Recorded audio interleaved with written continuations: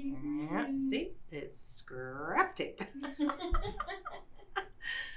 Hi guys, it's Maria, and today I've got a product from Gypsy Quilter I want to share with you. I've got some 13-inch scrap tape, and it comes on a 10-yard roll. And I'm going to show you a really great block that you can make with this. So first off, I'm going to start with the scrap tape.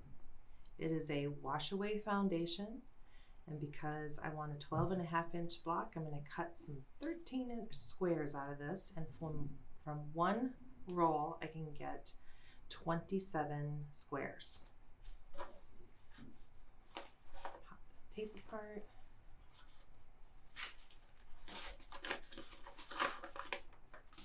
Give you a look at what this looks like. See, it's kind of transparent a little bit. The nice thing about this is that it stabilizes your fabric, making it easy to use your scraps no matter which way the grain goes. This 13-inch is perfect for quilt squares. I can get 27 of them from the roll, like I said, or you can cut it whatever size you like. Let's gather some tools to make a string quilt, and I'll show you how slick this works.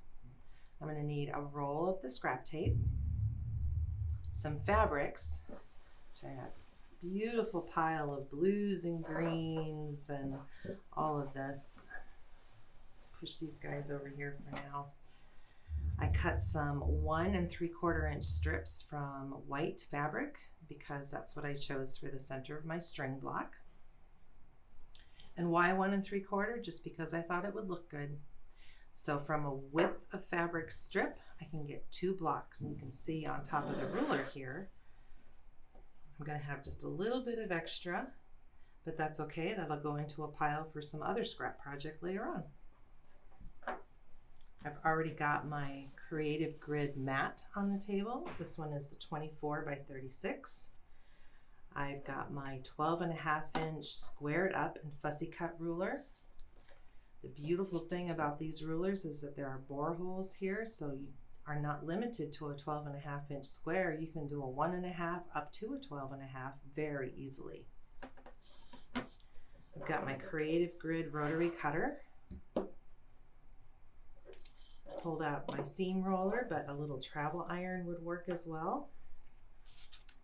And I'm going to use some of these GE stickers to mark where that center strip ends up on the block. Grab whatever ruler you like. I like this 3.5-inch by 18 for this type of project because it fits great on top of the fabric. I'm going to cut some 13-inch squares, so I lined it up with the 13 and the 26. So that gives me 13, and simply cut.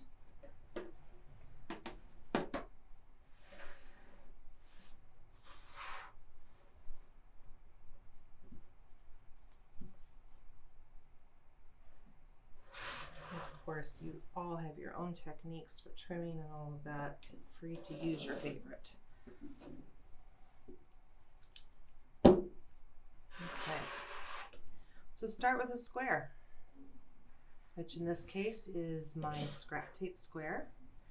It doesn't matter which side you use, it is the same on both sides.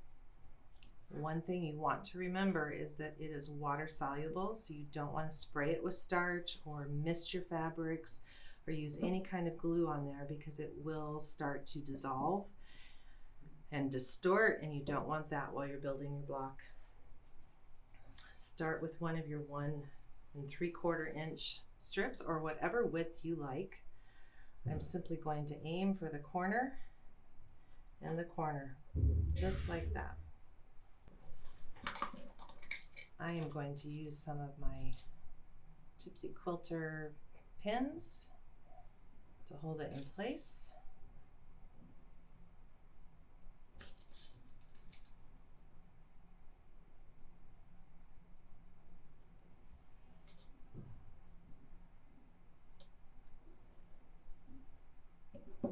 Use my rotary cutter to trim that corner off because I don't need that. And because it's a scrappy block, it does not have to be perfect by any means. And I am going to pick a strip and get started. You could put strips in a bag if you want to. I'm going to lay that right sides together And the lovely thing about batiks is that it doesn't always matter. And I'm going to stitch that 1/4 inch seam there. If you feel better, move those pins up to the top so you can see them. I simply want them to hold that strip in place to get me started.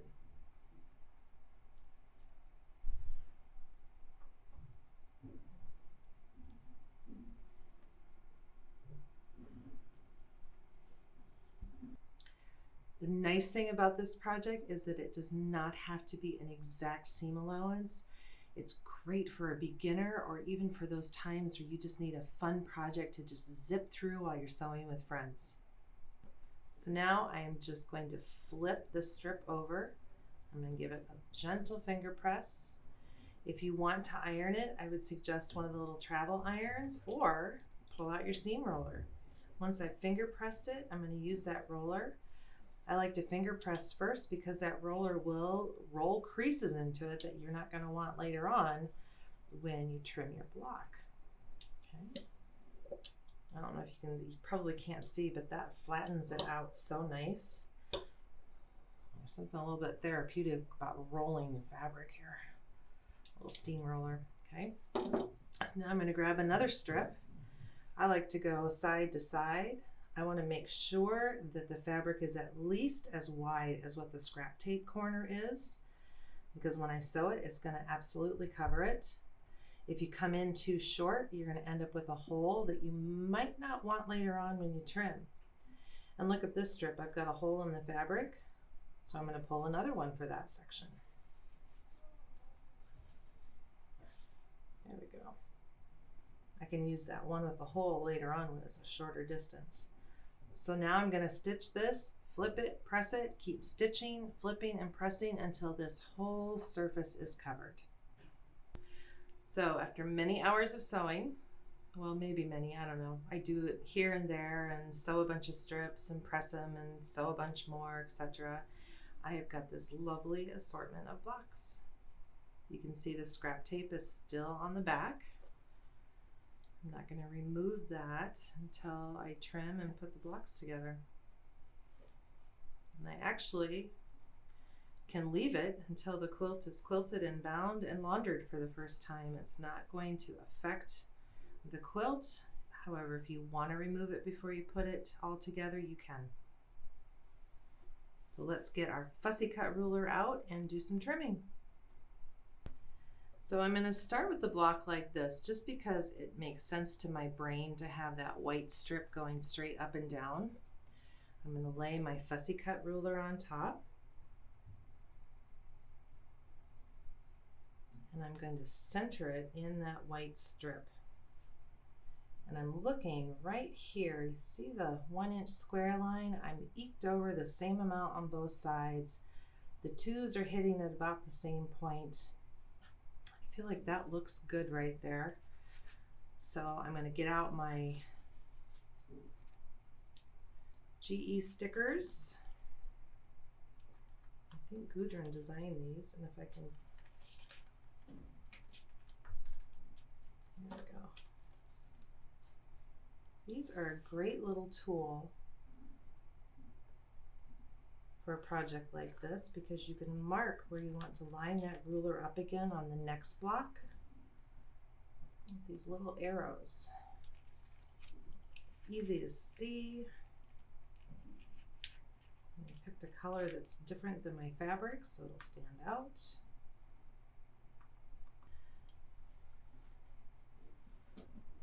I'm going to turn it now so I can cut up and across. Since I'm right-handed, I'm going to open that cutter up to expose the blade on the left-hand side of the handle. If I were left-handed, I would simply go the other way.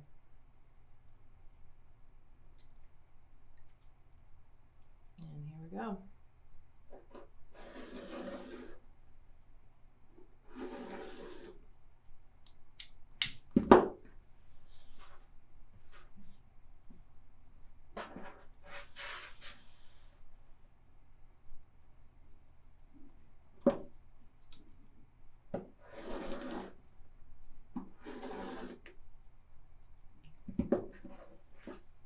And look at that, a 12.5-inch block. I have a few more to trim now, so I'll be back.